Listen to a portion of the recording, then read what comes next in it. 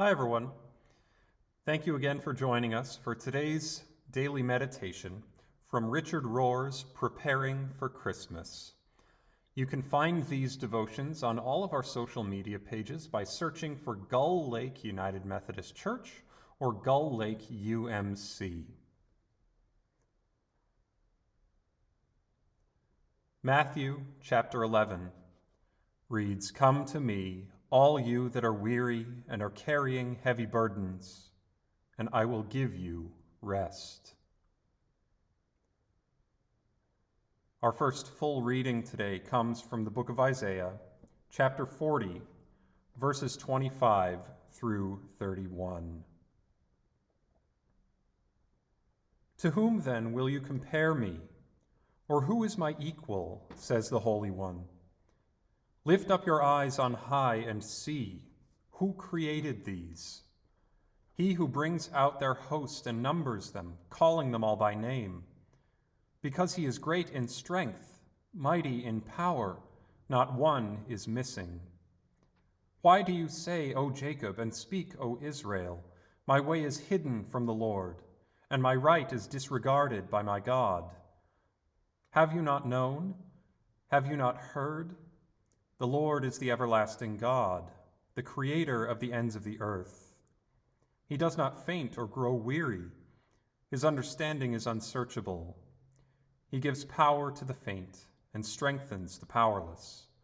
Even youths will faint and be weary, and the young will fall exhausted. But those who wait for the Lord shall renew their strength. They shall mount up with wings like eagles. They shall run and not be weary. They shall walk and not faint." Amen. Our second reading for today does come from the Gospel of Matthew. It is Matthew chapter 11, verses 28 through 30.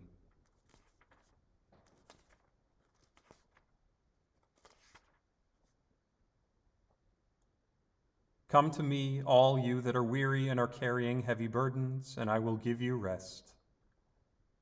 Take my yoke upon you and learn from me, for I am gentle and humble in heart, and you will find rest for your souls. For my yoke is easy and my burden is light." Amen. Today's meditation for Wednesday, December 13th, from Father Rohr, is called The Gospel Necessity. It is safe to say that there is confusion about what is needed for life and what is really important for life. The vast majority of American stores seem to be selling wants, not needs.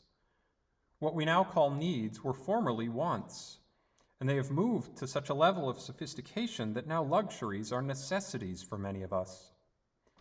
The upwardly mobile in our culture cannot feel good about themselves unless the vacation next year is more luxurious than last year's, unless the clothes and the house are upgraded, unless the latest gadget is acquired. This keeps us all quite trapped and unfree, and inherently unsatisfied.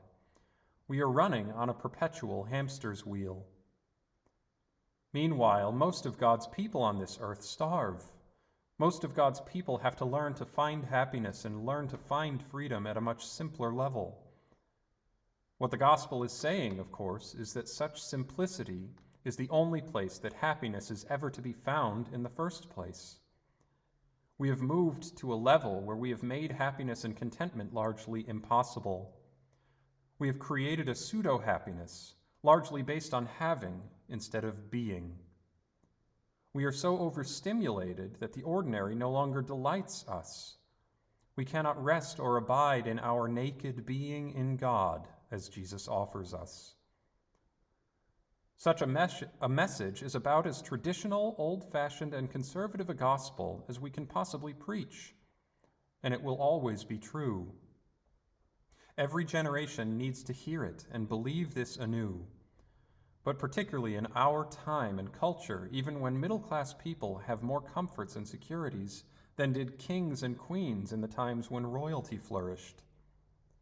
we have become human doings more than human beings, and the verb rest, as Jesus uses it, is largely foreign to us. Indeed, such rest feels like nothing at all, which makes it very hard to sell to people who do not value rest. Amen. Today's question for reflection: what in your life, material or not, are you using to fulfill a need that really should be sought from elsewhere?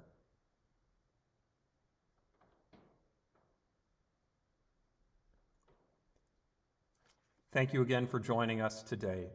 We will have these Advent devotions coming to you every day of the week, Sunday through Saturday, until the end of the season.